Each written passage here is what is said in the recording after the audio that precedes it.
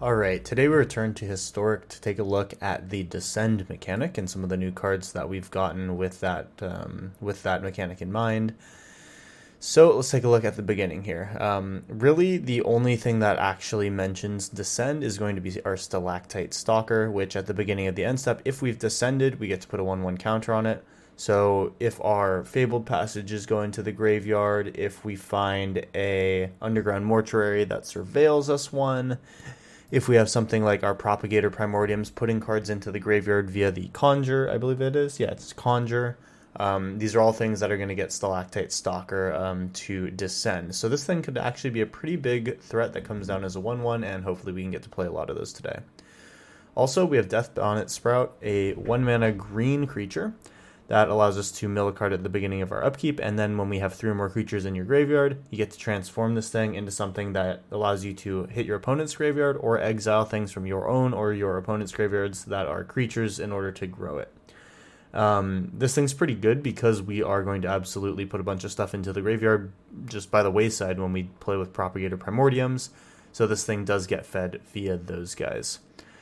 Then into the 2-drop slots, we have 2 of our biggest creatures here. Number 1 is going to be Urborg Lurgoyf, which again is fueled by the Propagator Primordium since its power is equal to the number of creature cards in your graveyard, and its toughness is equal to that number plus 1. So if you can get a bunch of Propagators into the graveyard by conjuring them, this thing can be like a 13/13 pretty easily.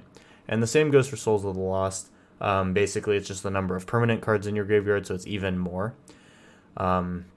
And then this one does come with the cost of needing to sack a card or sack a permanent or discard a card.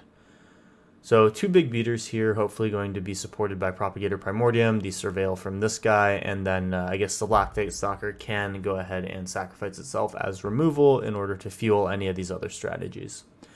Additionally, kind of just to tie things together, we have Mosswood Dreadknight that allows us to cast its Sorcery Adventure from both prior to casting the creature side, and then because this is just one of the only adventure cards that allows you to cast the adventure after the permanent side dies, we can kind of do this as well, which is cool. So that's fun. We'll be able to hopefully use this guy to kind of smooth out our draws. And then finally, moving on to the 3-drop slot, those are going to be the most expensive cards that we play. We're running Screaming, not Scheming. Screaming Phantom that mills a card every time it attacks, so it kind of just helps with the Death Bonnet Sprout kind of deals, helps with Stalactite Stalkers, stuff like that. And then Urborg Scavengers, on ETB, get to exile a card from the graveyard and make this guy bigger, so very similar to Where Is It? The Death Bonnet Sprout, that's going to be something that grows. And then if we have any opponent with a bunch of keywords on their creature cards that we exile, then we get those, but that's honestly not going to be a very common thing that we do. We can get Death Touch and First Strike, which are pretty good keywords here off of our Glissas, but for the most part, you can kind of just consider this a 3-mana Urborg Lurgoyf or Souls of the Lost. And then, like we mentioned, her Glissa Sunslayer's in the deck, 3-mana 3/3. Allows us to remove enchantment, which in Historic, the format that we're going to be playing today, sometimes removal is enchantment based, so you can get some of your creatures back, otherwise, or you otherwise wouldn't in Timeless, where your things are getting Swords to Plowshare and stuff like that. Removing 3 counters from a permanent can be, fringely useful. Sometimes opponent has Planeswalkers or things that are working around Proliferate or stuff like that. So maybe this will kind of hit, who knows, with the amount of varied decks that we see in Historic. It could hit, it could not, but we'll possibly see. And then the mode that we'll likely use the most is to draw a card and lose a life. It's basically a better Mosswood Dreadknight. Okay, and then in the land base, we are in Historic, so no fetch lands to find our woodland cemeteries. Oh, sorry, not those. The underground mortuaries, the surveil lands. But we have Fabled Passage to get our 4 basic lands, and then, there they are, 4 basic lands. Then we have just some utility lands and some duels in black-green in order to make sure that we can cast our spells. That's more or less the deck. This can actually play a pretty decent long game in Historic. I definitely don't think that this has legs in Timeless, but I did try it, and, that kind of fills in why I have the perspective that I do on it. I did not do particularly well in my Timeless runs, but in Historic, this has been a pretty decent deck. It's been fun, the games have been good, and it does get to snowball its way to victory here and there. So let's try to go see that in action. We'll hop into round 1 soon. Make sure to like and comment on the video. It helps me a bunch with the algorithm. And make sure to subscribe if you're new for videos every Monday, Wednesday, and Friday. We're getting very close to that 500 mark. And it would be pretty sweet if we could hit that right around the time that Outlaws of Thunder Junction drops here in the next week or so. So stick around. I'll be making a lot of content for that. And yeah, let's just hop in round 1. Here we go. Okay, here is round 1. Let's hope it's a good one. We actually get to just roll that Propagator Primordium start, which is kind of cool. Souls of the Lost allows us to discard one of the new cards that we draw. I'm kind of interested in keeping it just because Souls of the Lost and Urborg Scavengers get so good with this card on the battlefield. And we actually just draw a 1-drop even just as well, which is great. So if we mill a creature card now, then on turn 3, or sorry, yeah, it'll be turn 3, we'll be able to flip Death Bonnet Sprout.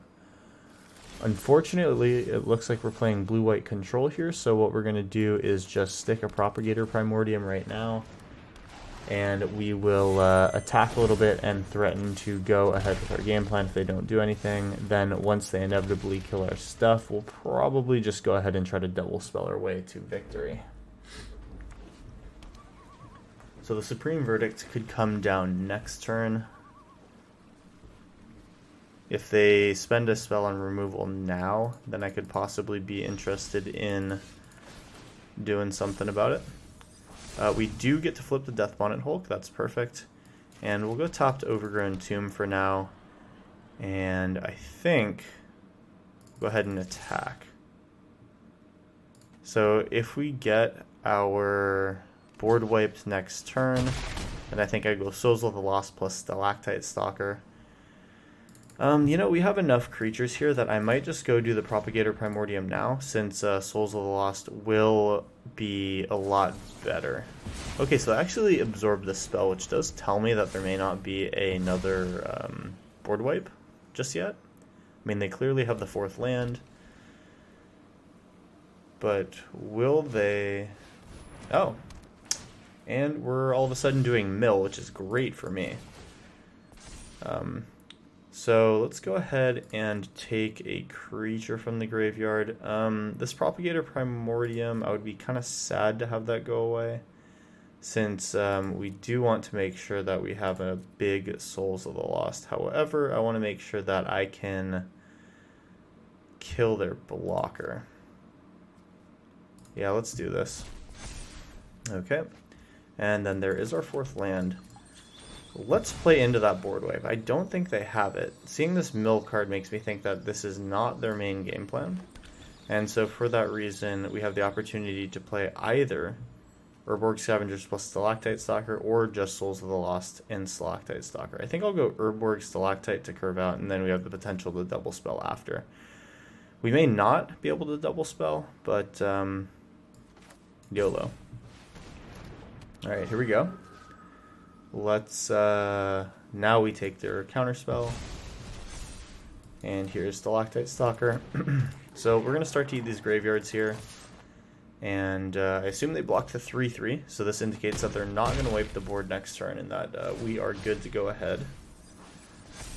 We are so down to mill ourselves, just for the time being, with Fraying Sanity. That does help our Descend.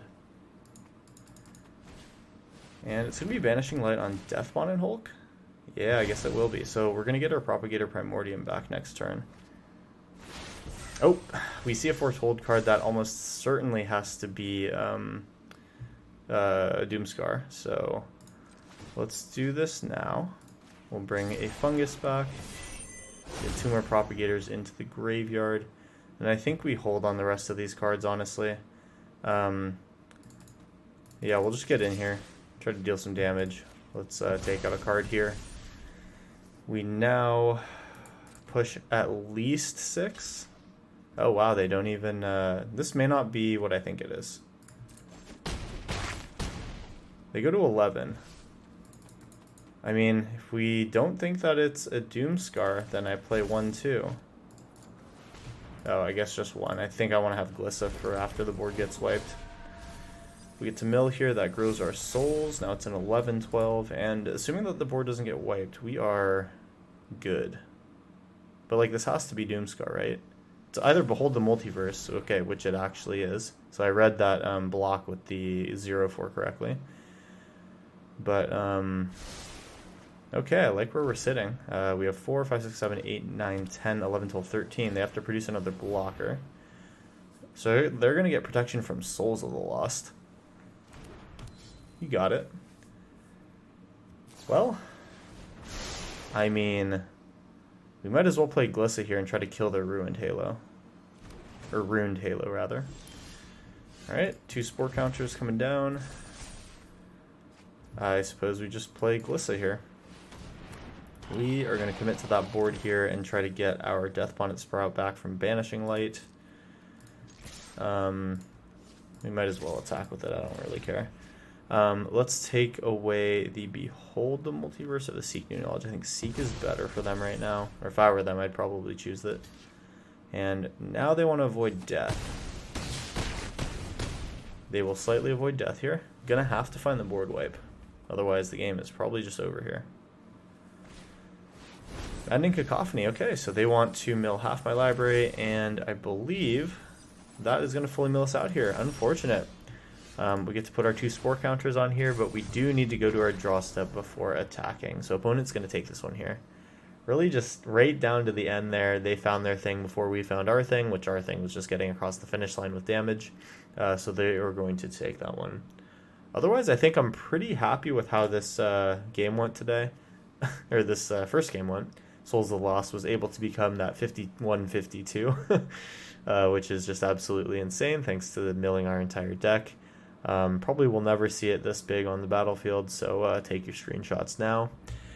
And yeah, decent round 1, all things said, I think. Let's hop into round 2, go for another kill. Here we go. Alright, here's round 2. We get to start with Propagator Primordium again. We also have Urborg Lurgoyf, which is fun. I think I'm down for both of those. Propagator does give us some considerably large Urban Lurgoyfs. These things definitely are scary to the opponent. We're actually even going to be playing these with their kicker, which is great. Alright, so it's 2 creatures in the graveyard. And next turn is a Lurgoyf with the kicker. They are on Enchantress, which is potentially very scary if it's going to be the lock Enchantress. So I need to go fast and attack hard. We have 2 or more other lands, so we can go Lurgoyf with kicker once. Alright, and so that's a 5-6 on turn 3, with more to come. We are looking strong. They're going to have 5 mana here, which is extremely scary. Just a Cleric class, that's okay. We will have to hit them hard right now. Oh god, it's Defense of the Heart. Alright, what are we getting with Defense of the Heart? So if we have 3 more creatures, they get to sack that and search for 2 creature cards, put them onto the battlefield. So I can't play another creature here.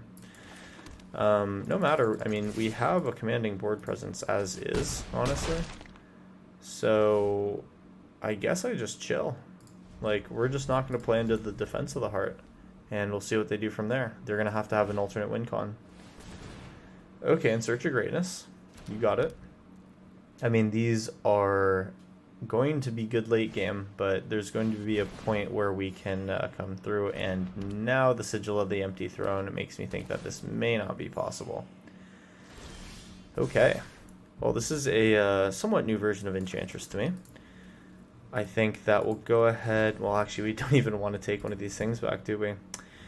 How well can we deal with 4/4s? I'm just worried about what Defense of the Heart brings. I think I need to attack. That allows me to just go for another 8. But then they start making these angels, and that's bad. Glissa would need to attack in and hit the opponent, but she can't reliably do that.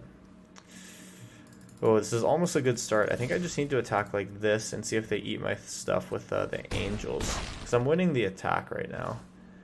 They just make so much mana next turn. Oh, this is hard. And it's at the beginning of their upkeep. I do have one thing that can sack itself, which is good. Alright, so here comes the first 4/4 Angel. I mean, they got all the pieces right now. This is going to be hard to come back from. Double Sigil. Oh my gosh. I think I'm just here to, at this point, see what they have for Defense of the Heart. Alright, well, we will do the Propagator Primordium thing. We are just going all in. Here comes one of these guys back. We want to probably play... We can do 1, 2, 3 things if they're all 2 mana, but now we can really only do 2 spells. We have a flyer to block these Angels. I think we do want just Glissa and Souls of Lost, though. We'll discard the Fabled Passage or the Lurgoy. Probably the Fabled Passage. We don't need more lands. And then it's going to be Glissa. I mean, we're not attacking. Let's see what their Defense of the Heart gets. I assume that we die.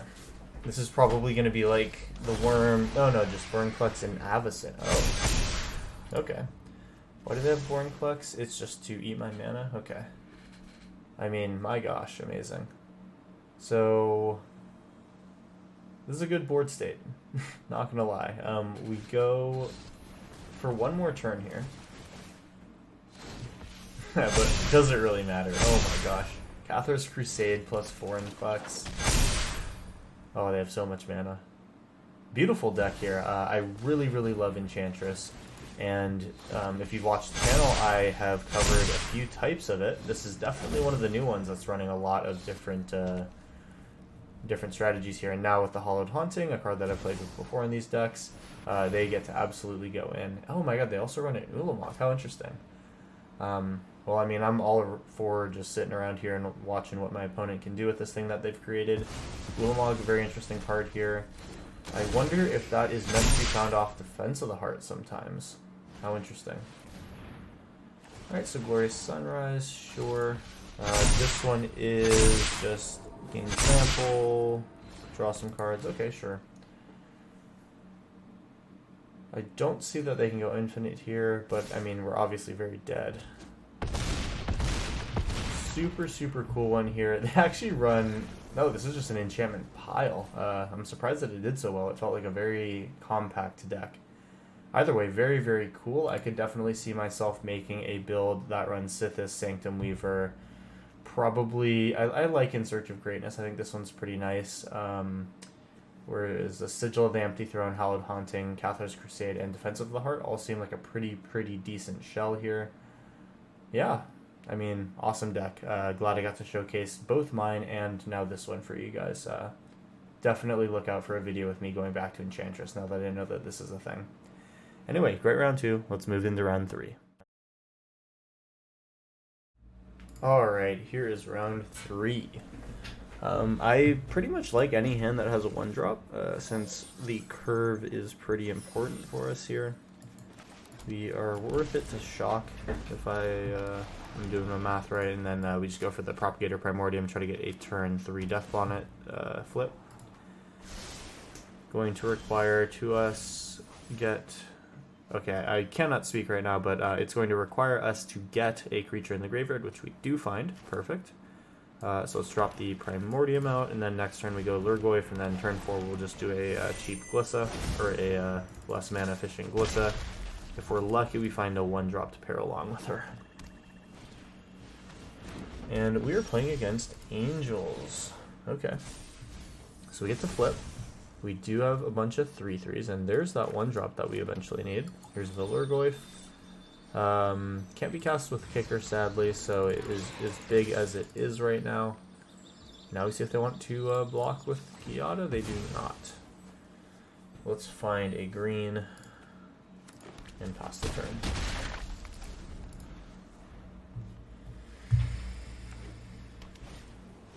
Righteous Valkyrie, I mean, that is definitely scary.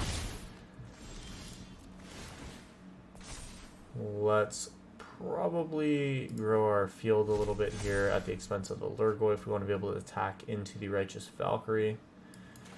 And I think I like the idea of Stalactite Stalker into Glissa. We need to fetch black here.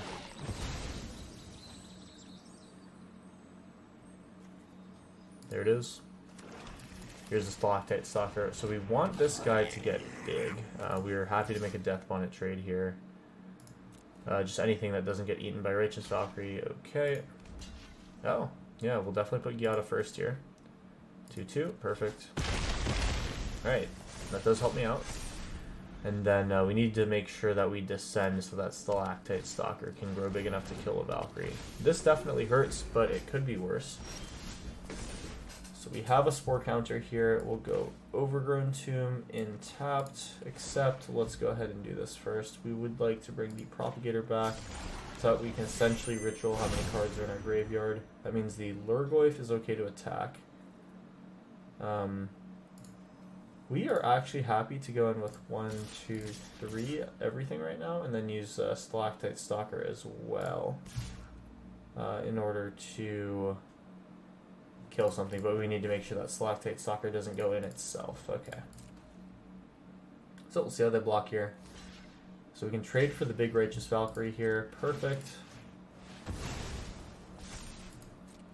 Alright, now our Propagator Primordium survives and the Righteous Valkyrie dies. We would like to draw and lose a life. Urborg Scavengers. Nice. Tap land.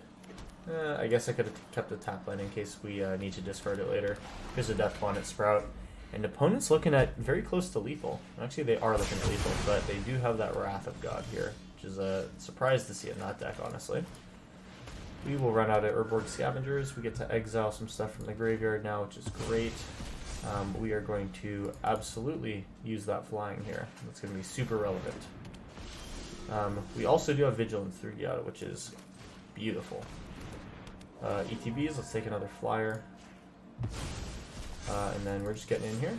I will go ahead and take, I guess, the Wrath of God in case we were to randomly hit a, in case we're able to randomly hit a card that could use another one of the Urborg Scavengers, that is. Roaming Throne on Cleric. Oh, so this is not actually an Angels deck. They are, in fact, Clerics as well. Well, let's draw a card and lose a life. Find our Urborg Scavengers again, so it was actually great that I kept this the way that it was. We will play the other one. Take that flyer out of their graveyard. And yeah, all of our threats are now in the air, so that's great. We will need to take something from our graveyard, so let's just take anything that's not a creature, just some lands. It is a forced exile, unfortunately, so we will have to cannibalize our own graveyard at some point, but the opponent's at 9. These are good things. We do need to dodge another board wipe. Just the Soul Warden, okay. We'll gain a life, we'll gain 2 life. And okay, that's it so far. Let's do the Mosswood Dread Knight for now. They do get to trigger on that, which is awkward. Well, let's attack after we put this Propagator down. They gain 2 more life, sure, whatever. We're just setting up for a big turn after. We attack all in, take a bunch of lands out of our own graveyard. 1, 2, oh, shit. Oh, you know what? I may not understand how this works, but let's see what happens if we select Fabled Passage 3 times. Yeah, okay, exactly what I thought.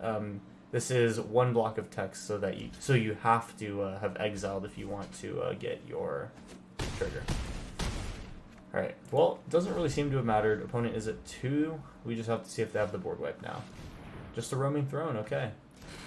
They get 12 life.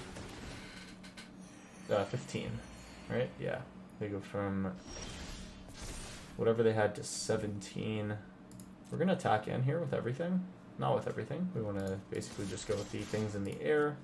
Urborg Scavengers is pretty much all that we can really do right now. Now we're down to just creatures, so it'll be all the Primordiums. Make sure that we don't pick one that's already been picked.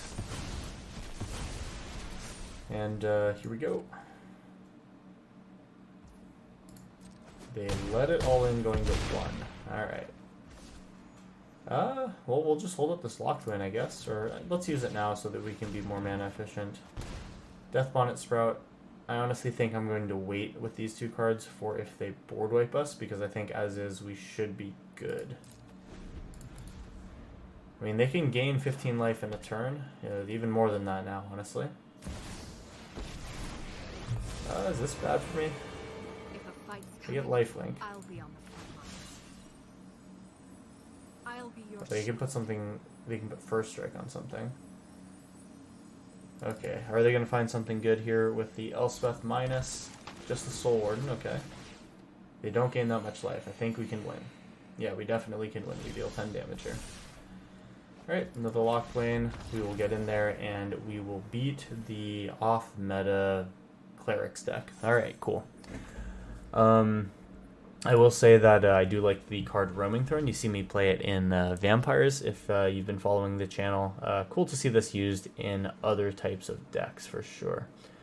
Would love to know a bit more about the deck list behind this one. Definitely seemed to be primarily Angels, if I had to guess. Like it was a weird Angel plus Cleric synergy that I guess Elspeth is supposed to be a part of. Who knows if there's anything interesting here that I'd like to dig into, but I definitely am curious. Either way, that's a win here. We will finish out round 3 happily. Let's move into round 4 with 2 more opportunities left. Here we go.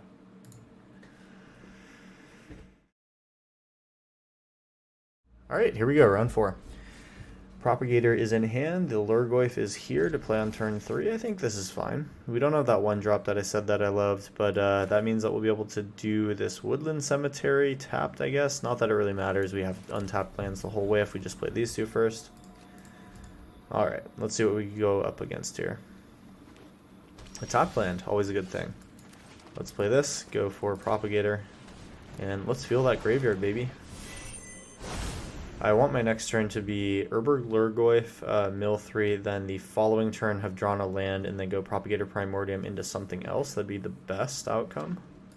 Gives us 2 turns to draw land. Let's see if we can do it. Well, we are allowed to do what we want to do here. Let's attack for 3. No shock. And we'll go, oh, not Propagator. We want Urberg Lurgoyf with Kicker. Kicker times 1, since we can't produce blue.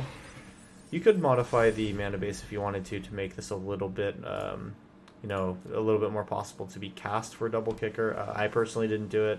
That's kind of out of laziness, honestly. I think that we could probably put probably a good deal of shocklands into this deck from other color pairs. But looks like in this game it is not really seeming to matter. I want to decide if Mosswood Dread Knight is worth it to play for the sorcery in order to try to find our 4th land. But honestly, I think it's just going to be Glissa here. While they don't have a big board presence, we want to get in. And then hopefully Glissa can make contact. Could be Risen Reef combo. This deck can go absolutely hard. Sometimes it's also going to be a mutation deck. They could have Scoot Swarm as well. But the good thing about those is they play a lot of 1/1s in those decks. Yeah, like for example, Akun Hellhound. That's a very good example.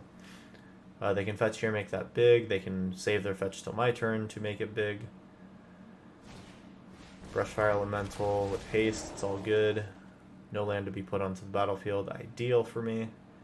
And that means that our attack is going to be great. We do find our next land, awesome. We got to go pre-combat Propagators to grow the Urberg Lurgoyf. 7-8, now 9-10. Oh yeah. And guess what? We're even going again with Propagator Primordium. Oh yeah. Look at how many of these things are in the graveyard. We are going absolutely nuts. Let's get it. Let's attack in with everything. We don't really care what they decide to block or not block with. They will need to chump the Lurgoyf though. Alright, Akum Hellhound is fine. And we have blockers for the Brushfire Elemental. We'll draw a card, lose a life. I would be surprised if they hit me for exactly 19 here. And I'm not sure how we lose this one. They'd have to board wipe now, and I'm not sure that this deck based around so many elementals is going to be running any of those. Okay, Brushfire gets bigger. It's honestly completely manageable. Trailblazer, sure, that just makes them a little bit more dangerous, but we have Primordiums aplenty to block. I mean, they've put together 8 damage right now, which is formidable if they weren't about to die in the backswing. I think, honestly, at this point, it's going to be just about how big we can make this Urborg Lurgoyf, which is honestly a fun tongue twister to say. I've been trying to be very safe about it when they mention it. So here's Omnath, 4 to the face. I think they're just trying to do some damage on the way out. We have enough creatures to get in. We don't care about this brush fire damage. We do let it through. I don't think anything really triggers here. Alright, we'll go to 9. And then we get to swing all in. Bang, bang, bang, bang. Nothing to play pre-combat, so we will go in. And there's all our damage. Make those blocks. Should be exactly lethal. In fact, they'd be -3. We are about to see if this will be a forfeit by rope or a forfeit by the forfeit button. I think no matter which way it is... Okay, nice. Thank you to opponent. They let Glissa get in. Alright, well, great deck. Opponent was nice, and we got to see a very fringe Elementals deck, which I definitely have played a whole lot in the past. Those decks with Risen Reef are so much fun to be running with like a Mirror March or something like that. Put a comment below if you want to see it. I'm not sure it's on the channel right now, now that I think about it. Someone who is more diligent than me might look through all of my uploads, but I'll just say I don't think I've recorded that just yet. Anyway, that's round 4 done. Here comes round 5. Let's finish it off strong. Alright, here we go. 5th and final round. Let's end on a strong note. We have actually a great curve today. Let's go. Stalactite Stalker into Propagator Primordium is just as good of a start. We're going to need to shock this Overgrown Tomb, but I'm not really too pressed about it, honestly. We can go Propagator into Souls of the Lost, discarding a Mosswood Dread Knight, potentially. It's unfortunate to see that with the cut down. This makes me think that I do want to get a early Primordium in, so that A, we can bring things back, and B, we can get this Souls of the Lost outside of the range of cut down, since we know that they play that. Propagator itself and a lot of the creatures that we play are going to be uncut downable, though Fatal Push will be good in this matchup. Propagator can go wide around these single target black removal spells, so I'm hoping that that's good. Yes, I think that's just... Okay, it's go for the throw, not Fatal Push. Who knows how many more of those they have for us. Maybe I go slow with Mosswood Dread Knight here. We're definitely putting this in tapped. Let's just play this as the creature now. When it dies, we get to recast it as the sorcery for a turn. So coming up on our 4th mana here, that should just be totally fine.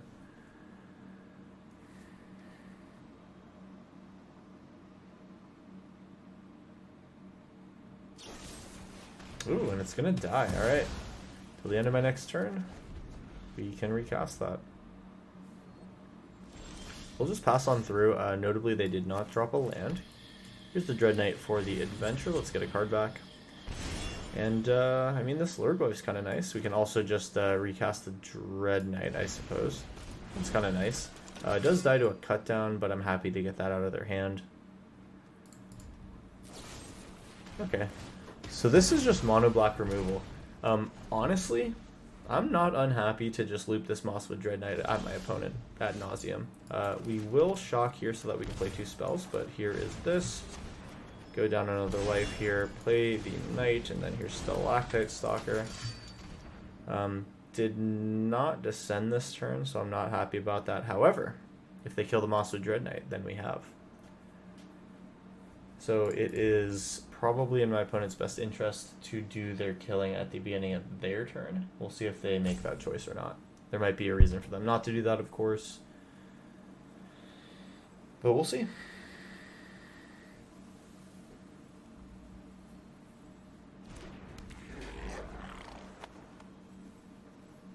And it's on opponent here to kill the Stalactite Stalker, okay. You know, against a deck like this, I am worried about the Shieldred. Thank God that wasn't a Shieldred right there. I was worried when they tapped 4 mana. And they scry to the top. Do we just shove some Lurgoyfs at them? I think we do.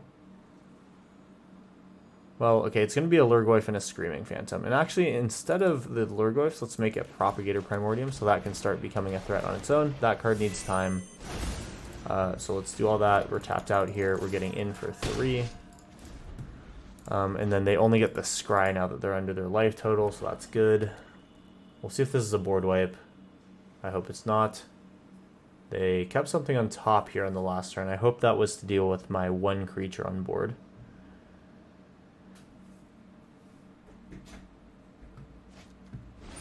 The 1 ring, okay. Well, that's going to take me off a turn, sadly. And they will decide to draw. Going to the Cosmos Elixir at end of turn here. Well, we really can't do anything other than sit around. I will do my Dread Knight here. Death Bonnet Sprout. Let's do this. And then they 3, 6, 9, 12. Might as well flip a Death Bonnet Sprout. And then we're going to hold some priority here till the end step. They don't know if we play Fatal Push. We know that we don't. Does our board get wiped here, or do they 1 ring? If they don't have an answer here, that really makes or breaks the game. They're going to be hugely on the back foot if they can't find an answer right now. We'll give them their 1 ring, and as long as it's not a Shield Druid board wipe, whatever, we can deal. Karn's Silex. All right, so our board doesn't survive the next turn. Awkward. Well, it is what it is. They go back to 20 and scry. We're going to do our Fabled Passage now. Guess we get our Forest. Forest comes in untapped, but that won't matter. Yeah, so basically this Karn's Silex is going to destroy, not exile, so that's perfect. No, I don't care about this. Surprised they're doing that in front of the Karn's Silex, honestly.